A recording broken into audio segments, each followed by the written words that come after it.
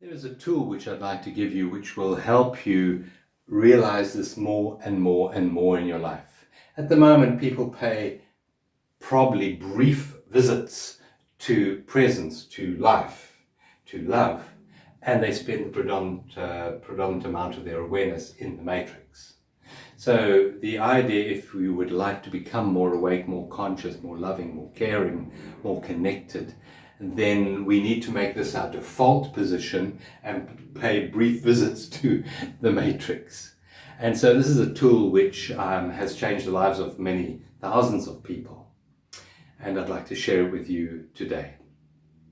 So if you understand that the negative emotions that you have, the uncomfortable feelings that you have, generally are generated by thoughts which are based either in past or in future. Let's say you're in a state of anxiety. Generally, it's anxious about something that may or may not happen in the future. If you're depressed, it's generally that something happened in the past that wasn't fully accepted. You felt disempowered to work with at the time, and so it was depressed. And that depression is in the past. Same as anger. In fact, anger leads to depression in a way that a lot of people don't understand. Anger is a resistance to what is. It's a big fat no to what is. If that anger is not expressed and not dealt with, then that anger will become depression. Say, for example, something happens to a child and they're not in a position to exert that anger or express that anger in any way. That anger will be suppressed in the subconscious mind and will play out later in life as depression quite often. That's the cause of it. So anger, depression comes from this sort of bubble, and anxiety and a few other negative emotions come from this bubble. Things like, for example, grief. Grief can come from this bubble and that bubble. Grief is generally remembering a situation, a person, or an event, and bring your mind over here, and that creates pain, or can be projections of future, living without that person or situation in the future. So grief can be in either of them. But generally, most of our emotions are held either in this bubble or in this bubble. For example, regret, that's a big one, regret, or shame lies firmly in this bubble. So the first part of this exercise is to recognize where your mind has gone when you're feeling anything other than what is here. In other words, you're not at ease, you're not at peace, there's no joy in you, which is another lovely label which we can put in here to label something that can't be labeled. So joy. If there's not acceptance, appreciation, love in your awareness, then your mind has gone into the matrix. So the first thing is to recognize which bubble your mind has gone into. Has it gone into the past, or is it in the future? So say, for example, you're on the way to a business meeting, there's a traffic jam, and now you're stuck, and now you're late. And your mind is berating yourself for not having left half an hour early. You know you should have set your alarm clock for half an hour earlier. You know you shouldn't have had that extra bit of toast or whatever that delayed you, whatever. And now you have a whole story going on. Where are you? You're in your past. Or you are worried about getting to the meeting late. What are they going to say to you? What's going to happen? You're going to not get the contract, not get the sale, or whatever it is. You've gone to the future. So the first thing is to recognize where your thoughts are. Are they in the past or are they in the future? So let's say that in the past, say you're really beating yourself up about not having got up earlier when you knew there was going to be traffic. You always make this mistake. It's something you always do, and that's coming from your past. And so here's the exercise. You imagine that you have a lovely, wonderful steering wheel in front of you, nice thick steering wheel. And you see that it is now tilted in the past. Your thoughts are now in the past. All you do in your imagination is put your hands on that steering wheel and tilt it back to centeredness. And you'll find as you do that in your imagination, there's actually an energy that flows through you. You might not pick it up initially, but you will after a while. You pick up this flow of energy through you that actually clears the mind, clears that emotion, and brings you back to ease, to peace. Or let's say that you're worried about getting to the meeting late and what's going to happen. You know, I'm going to be late and they're going to tell me this and they're going to tell me that. Your mind has now gone into the future. So you put your hands on the steering wheel and you pull it back to centeredness. Same thing again. You become still and you feel that energy flowing through you. Now, when you do that, yes, you'll arrive at your situation, maybe on the clock time, you may be late. But you will find that you arrive exactly at the right time. They needed to have a certain conversation before you got there, or they were also delayed. But you walk in there, you're in a state of peace and ease, and actually enjoying life, and you meet the same on the other side. As against arriving there, having berated, beaten yourself up, angry, whatever, and you met by that on the other side. Because Carl Jung said the world is a mirror.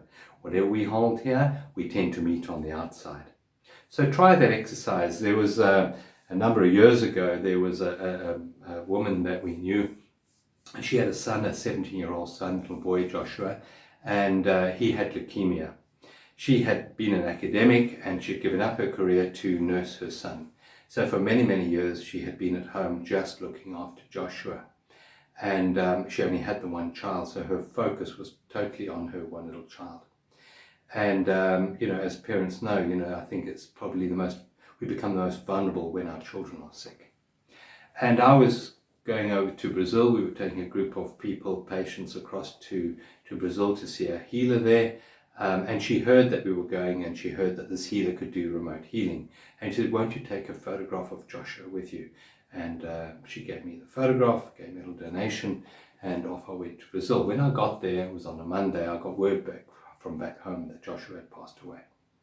And I knew that there were coincidences in life that I was at this sacred healing place to help Joshua with his transition and also to help the mother with her dealing with the grief. So I did the prayers, etc. When we came back to South Africa, went back to see the lady and took her the photograph, gave our condolences, and I also gave her a CD of mine. And it was a CD that I had done for a series of radio talks. And in that series of radio talks, I had shared this particular exercise. And 2 weeks later, the lady phoned me, said, I'd like to come and see you. And said, well, we're at the office, here's the address. And she came through and she bought us a pot plant. I really want to thank you, she said, for coming to see me that day. And she had been incredibly distressed. As you can imagine, I think grief is one of the hardest human emotions to go through. And the loss of a child is just, pain beyond belief. I haven't personally experienced that pain, but I can imagine that it must be almost unbearable. And she seemed to be at ease. She seemed to be at peace. And she said, I want to thank you for bringing me that CD that day. She says, I have practiced that steering wheel exercise on that CD. And she said, I would walk into Joshua's bedroom and I'd see his toys, and the memories of him and his childhood would come flooding back to me, and the pain would be overwhelming. She'd possibly lie on the floor and just weep with the pain. And then she'd remember the exercise. She'd put her hands on the steering wheel, tilt her back to centeredness. She said, in the center, I felt more connected to Joshua than when he was alive.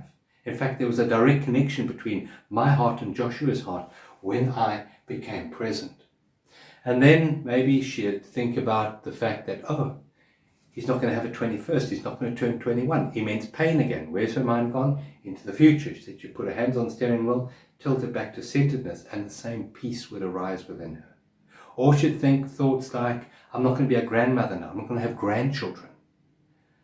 Thoughts about the future again, hands on the steering wheel, back to centeredness. She said, I am now at peace. She said, the only problem I really have now are my friends. They say, what is wrong with you? Why are you not grieving? You're obviously suppressing your grief. And she says, I'm not. I've moved through it. I've aligned with presence, with peace. And that is where healing takes place. Because we know from the 5 stages of healing grief from Elizabeth Kubler-Ross, founder of Hospice, she said the final stage, which is the only stage of healing, really, ultimately, is allowing and accepting. And that leads you into the vertical plane. So if it can help a mother heal the pain, the immense pain of the loss of her child, think of what it can do in your life. So practice this, not once a day. Your mind is very, very strong. Practice it 100 times a day, 200 times a day, till eventually it becomes your default situation. You find yourself living in the present moment, paying brief visits into your memory and into your anticipation. But this is where you connect directly with life. So try it and let me know how it goes for you.